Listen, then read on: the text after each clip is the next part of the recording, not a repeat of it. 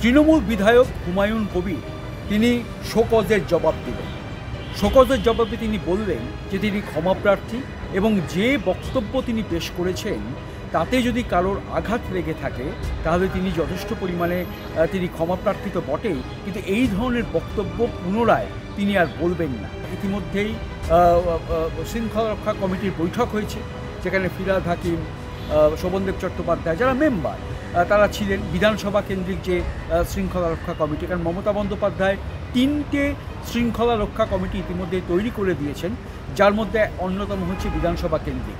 এই শৃঙ্খলা রক্ষা কমিটি পরিষ্কার সিদ্ধান্ত নিয়েছে তাকে শোকজ করা, কারণ যে বক্তব্য তিনি পেশ করছেন বা করেছেন সেটা কিন্তু দল মান্যতা দিচ্ছে না, এবং সেই কারণেই দল তাকে শোকজ করবে এবং 3 দিনের মধ্যে জবাব চেয়েছে শৃঙ্খলা রক্ষা কমিটি, এবং সেই জবাবই হুমায়ুন কবির দিয়েছে। সম্মানীয় নেত্রী আমাকে কালকে বলেছেন যে শোকজের উত্তর দিতে, আমি দিয়ে দিলাম। তো 11টা 40-এ আমি শোভনদেব বাবুর ঘরে গিয়ে কালকে 12টা 20-তে আমি চিঠি রিসিভ করেছি।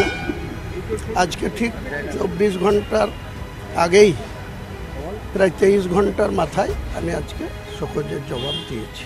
1 পাতার শোকজ লেটার ছিল, 3 পাতার জবাব দিয়ে দিয়েছি।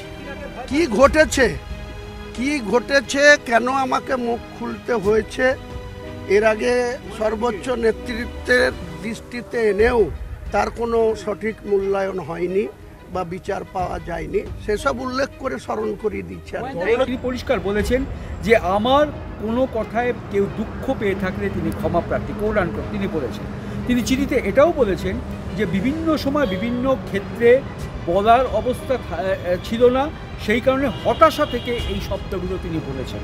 আমাদের যে ডিসিপ্লিনারি কমিটি সেই সিদ্ধান্ত হয়, তাকে আমরা শোকজ করি।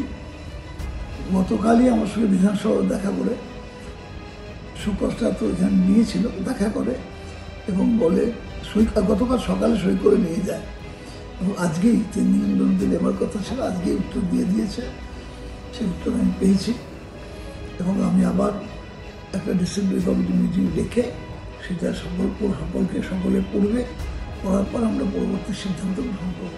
এই হুমায়ুন কবিরকে কেন্দ্র করে যে বিভিন্ন সময়ে দলের মান্যতা না দেওয়া বা বিভিন্ন ধরনের ঘটনা, বিরোধীদের বিভিন্ন ধরনের বক্তব্য, সেটা কিন্তু আজকে থেকে সমস্যার সমাধান হলো। ফলে এই শৃঙ্খলা রক্ষা কমিটির শোকজের জবাব হুমায়ুন কবির তিনি দিলেন।